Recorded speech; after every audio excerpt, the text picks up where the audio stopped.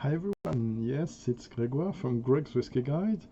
It's a bit of an impromptu, and no, I'm not working for Glen or in a Scottish distillery, but I've been there, and these are souvenirs from my visit of 2018. Why I do this completely improvised impromptu video. I know you guys, English-speaking people, like to use this French word that means nothing were prepared. One thing was prepared quickly, though. Well, let me check the name of the Twitter account, because Scotsman Food and Drink account from Scotland, which I don't really know, but I saw the beautiful picture they posted on Twitter today, and these guys wanted to pay homage to the spirit of Speyside Festival.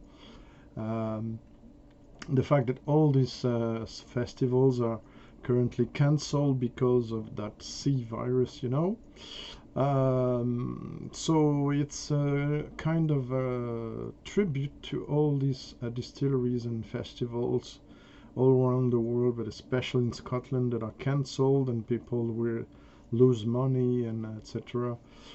Tourism also will have a big issue with that. Don't forget hotels, restaurants, bed and breakfast, tourism shops, and all that. So it's my way of doing a wink to them, kind of support. And I did, why I do this also, because I thought it was cool maybe to do a wee rundown shortly, because I put on the table 17 bottles from my collection, all being from official Speyside distilleries. I didn't select indie bottlers, thanks to them. But it was just a purpose to highlight the distilleries. It's not all I have, it's the selection. I found it quickly. And so this is the excuse to talk to you a bit about these distilleries very quickly, with one expression in particular. So we're going to A to T letters. Yeah, I'm kind of obsessed about doing things in a kind of increasing way, organized, let's say. ABERLOUR, already talked about ABERLOUR. Nice distillery, I still have to visit. I have 9 or 10 expressions of them. This is not necessarily the best batch of the ABERLOUR 16s, but it's still a good reference.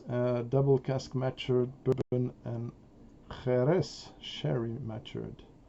43%, a very nice Speyside. ABERLOUR is characterized by these beautiful baked apples and pears, and mostly apples notes, but also some sweet spices, vanilla, etc. AULTMORE, different thing. AULTMORE, 18 years old here. I reviewed it already. Beautiful, very classy, elegant, a bit demanding for the newcomers. A bit spicy, but absolutely gorgeous. Single malt and a beautiful packaging as well as for the ABERLOUR, and many of those, I have to say. BALVENIE DoubleWood, 12 years old, one of the oldest, 12 years old on the market, and one of my favorite for a long time. Once again, Bourbon Sherry is they are the first ones, among the first ones with ABERLOUR to have done double maturation with bourbon and sherry cask. If you like some oak, gentle spice, candied fruit, this is for you. This is an easy sipper. This is a nice introduction to single malt whiskey. BENRIACH, beautiful expression, gorgeous, fruity. Here a lot of sherry casks in there. This one doesn't exist, I think, anymore, or in another form. I can recommend the 21 years old though. The peated or unpeated versions, there are 2, but also a lot of others, but I will go back to BENRIACH soon in my whiskey reviews, 1 by 1 or 2 by 2, we'll see. Bottlings. Next, BENROMACH, up north, close to the sea. Beautiful distillery owned by Gordon MacPhail. A beautiful work they have redone to relaunch this distillery a dozen years ago or more. This is a 2008 57.9% batch 1. This is partly sherried but beautifully sherried. Bourbon sherry and heavily peated, and this is absolute cracker. I recommend, one of my whiskies of the year last year.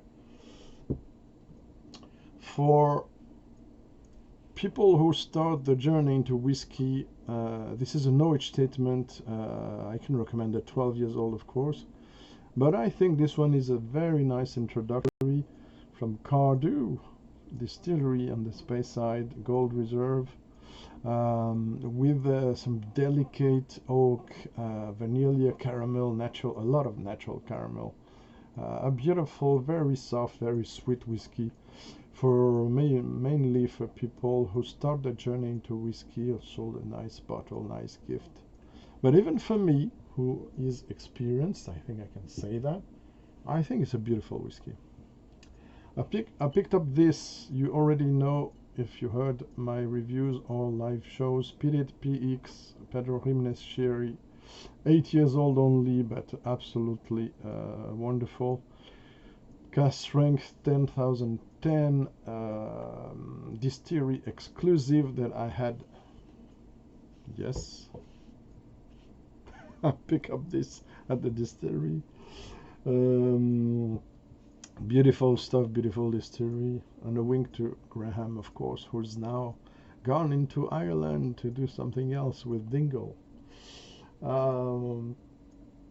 Next, Glendronach, one very popular among video bloggers, because as you can see on the color, it has some sherry in it.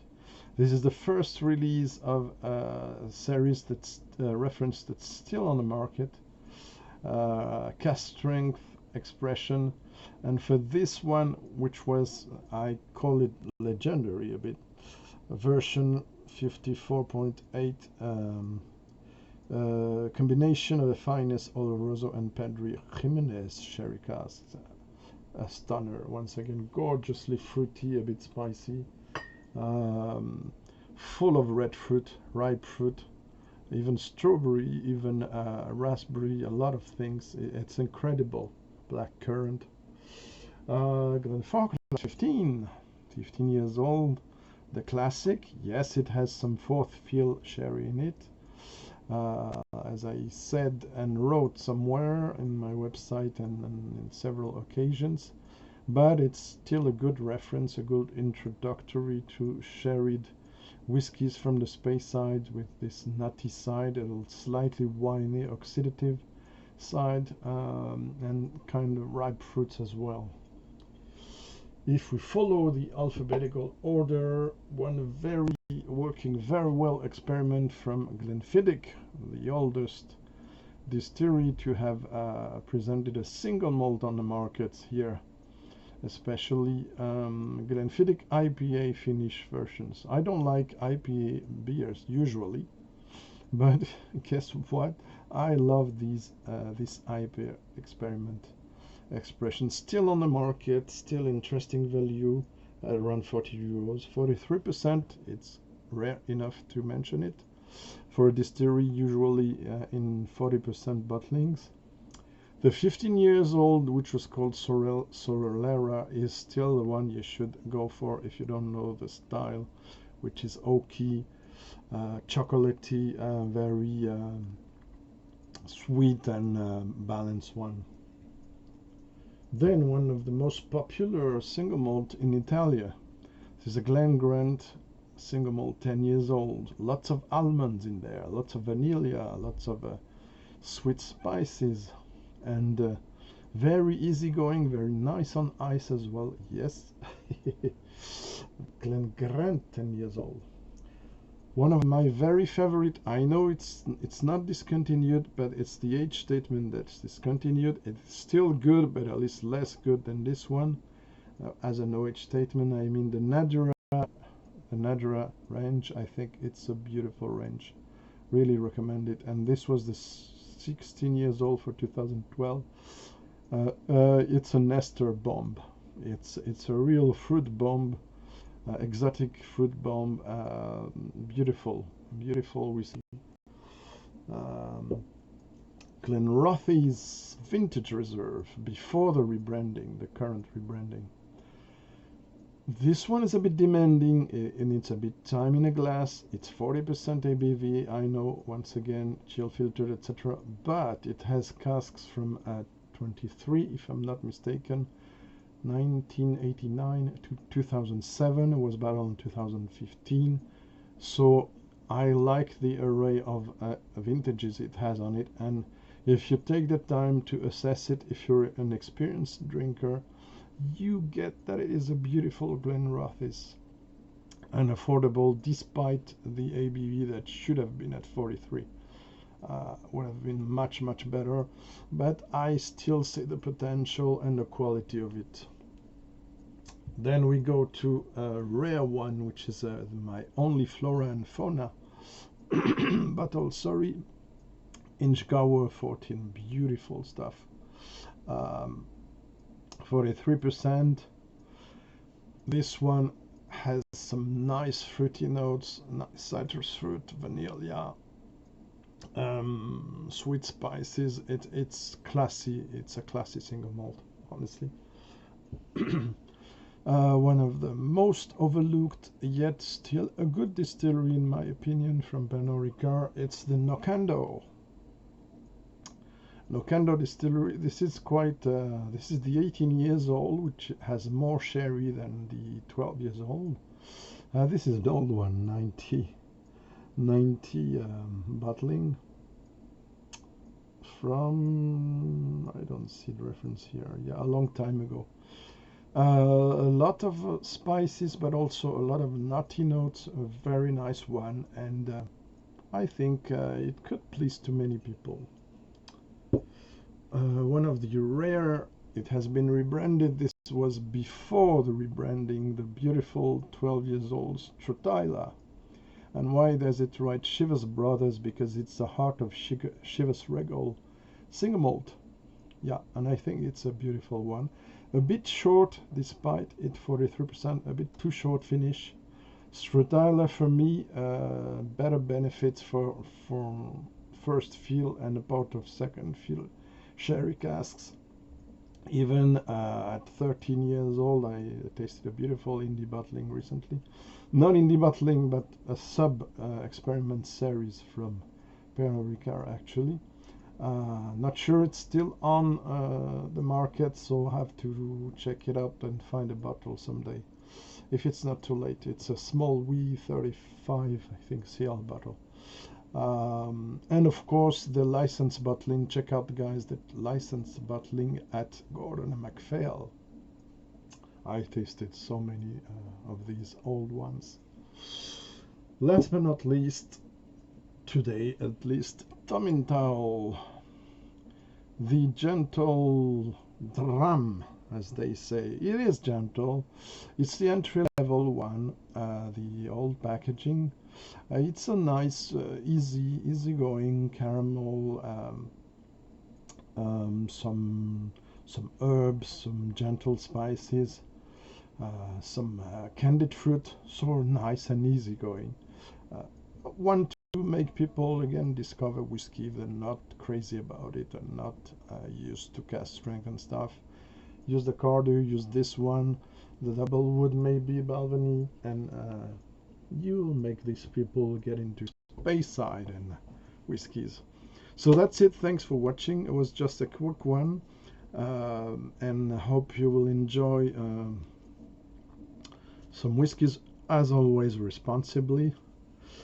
You cannot do it with your friends, but you can do it at a distance with everything now that works, StreamYard and stuff, Zoom and other platforms. Some go on other I won't name. See you soon. I'm going live on Thursday, but it will be in French, sorry, before next week going for a live in English about German whiskies. We're still going to talk a bit about German whiskies tomorrow. And also other videos are coming up with the letter B. There was some on the table. Stay tuned, and thanks for watching once again, and take care. Stay safe.